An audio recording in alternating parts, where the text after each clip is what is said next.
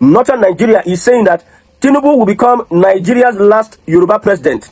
After Tinubu, it will be difficult for a Yoruba man to become president because of what Tinubu is actively doing to Northern Nigeria as we speak. Now, the United States have come out to accuse China of paying bandits to secure illegal miners that are stealing our resources in the north. I repeat, United States put out a report, a document, accusing China. China will come into Nigeria and they will pay bandits. Bandits will be protecting them as they are stealing our resources. Imagine, this is an accusation from United States. I have been saying this before. People did not believe me until the United States put out a report on this actual thing that is happening in northern Nigeria. Why does the North hate Tinubu? It is because Tinubu is sabotaging this their terrorism business, stealing of our resources. A Yoruba man now is Minister of Mines, Dele Alake, a Yoruba man, Tinubu's boy. So he is there to watch over and know who and who is using bandits and terrorists to steal our resources. Now, you see, the United States, they are in Nigeria, and they have reasons why they are in Nigeria. And one reason why the North hates Tinubu is because US is camped in Bauchi. US will be a watchdog under Tinubu's government to start checkmating northern Nigeria, northern politicians on all their illicit activities. I tell you, see, stealing of our resources can never be possible without the cooperation of politicians and community leaders. I repeat, it can never be possible. That is why you see some states in the north will have airports.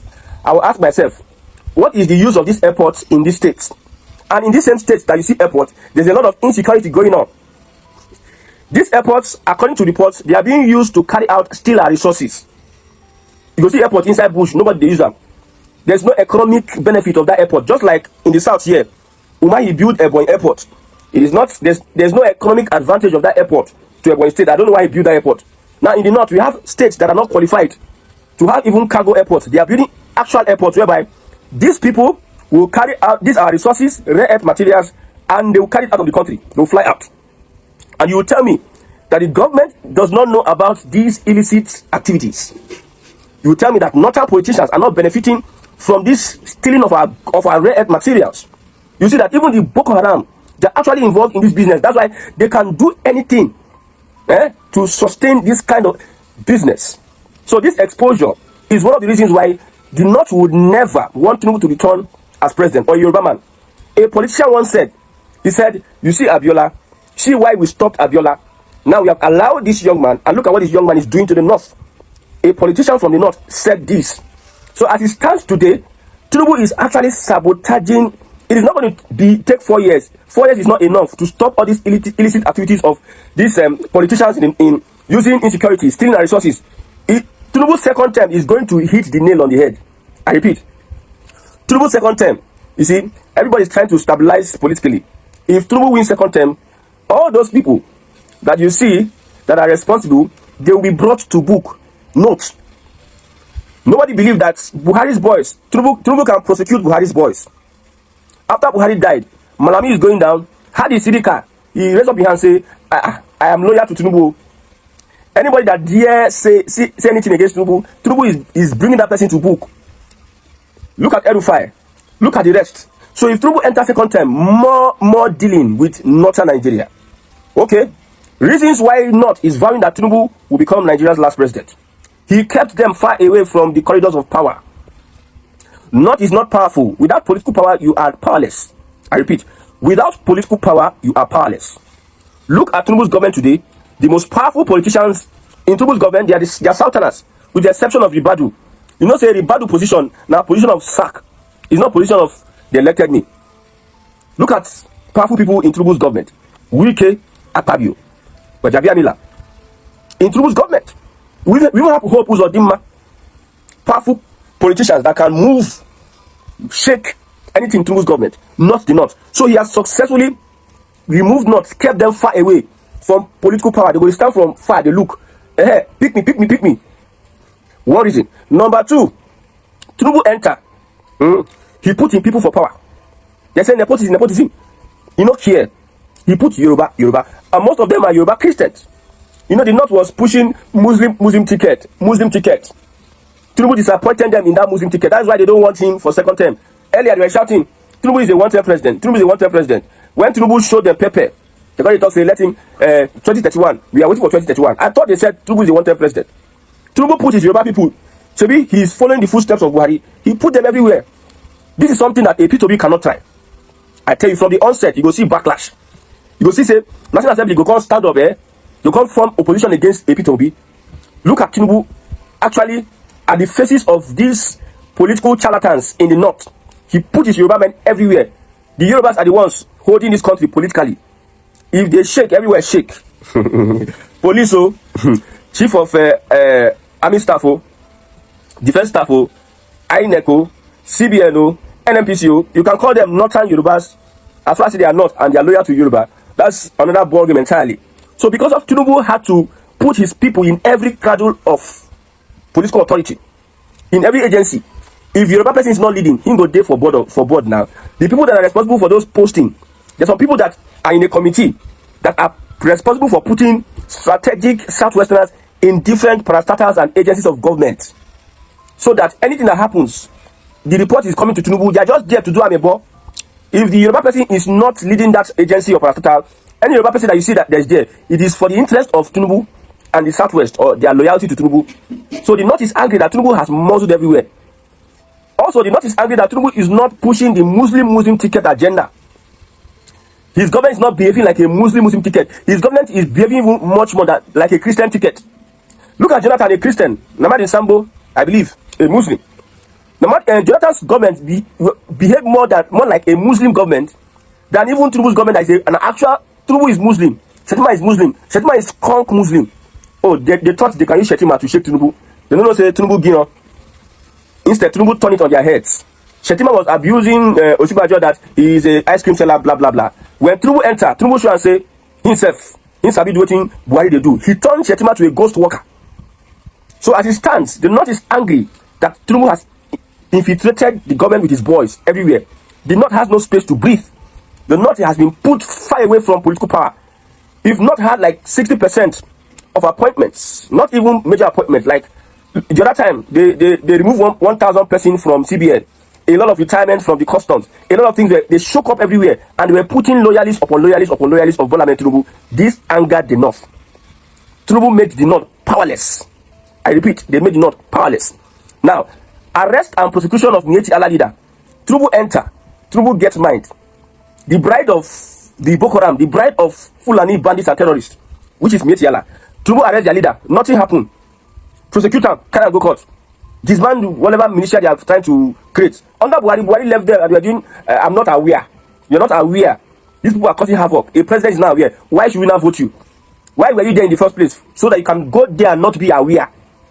So Tinubu entered. He dismantled them. Because his own plan was to make sure that anything Fulani, he goes scatter. He go cut them short and long. He arrested.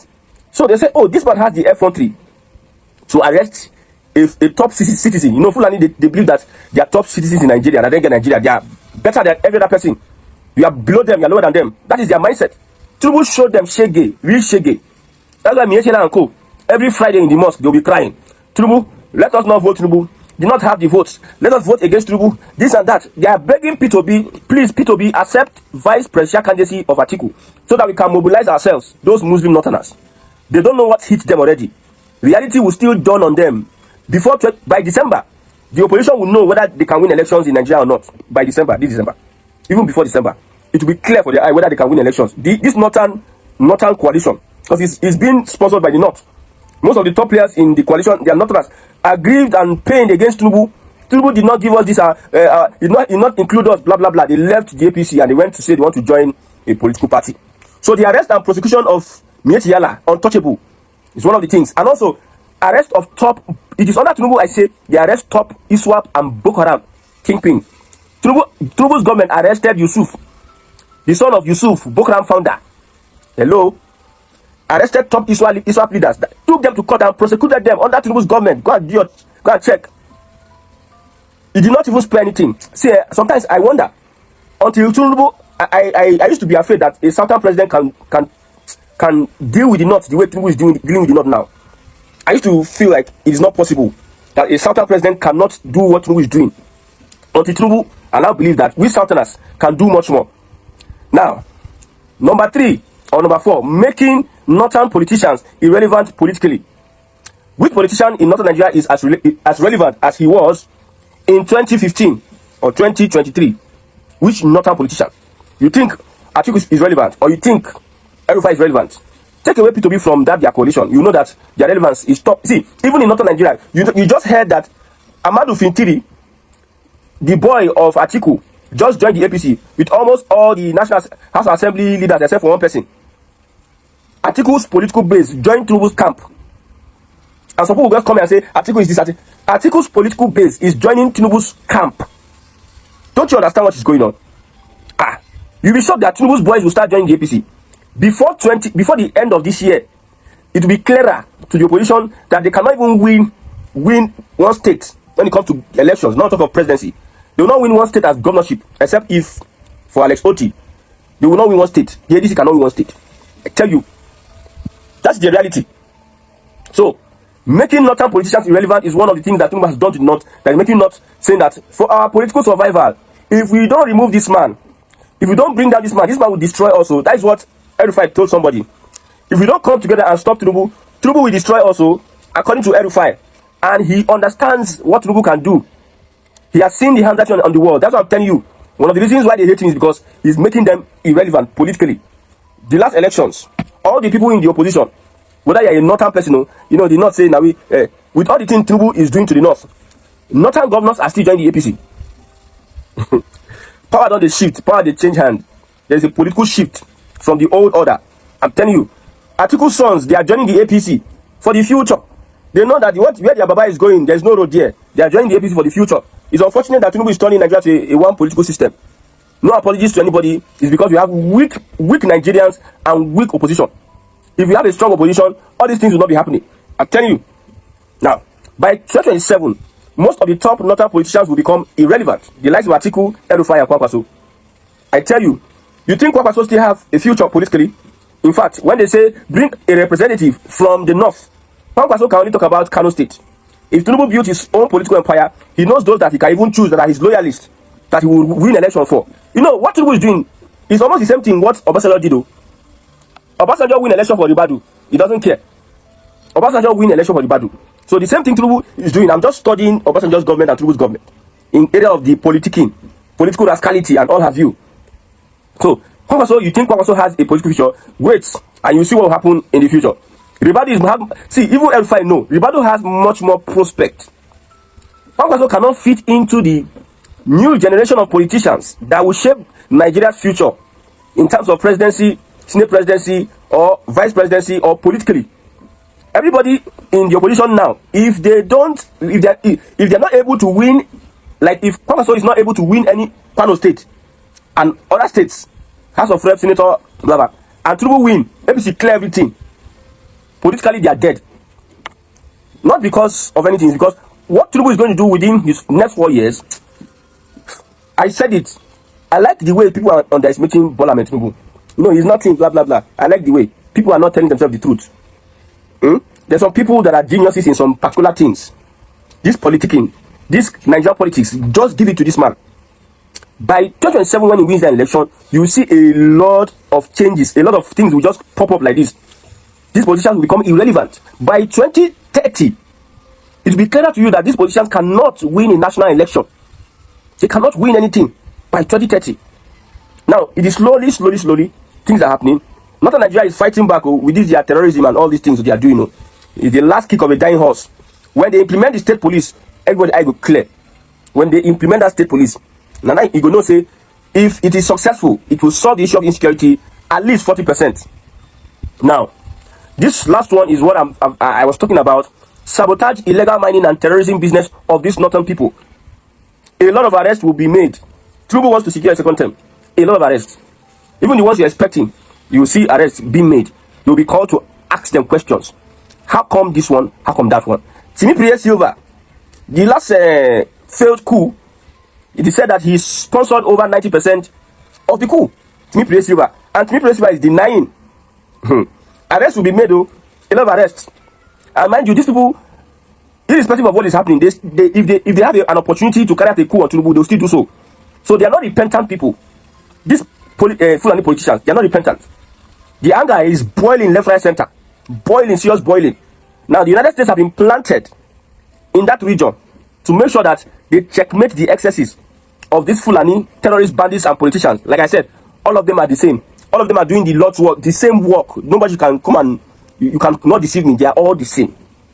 All of them are the same. There's no difference among them. Yes, no difference.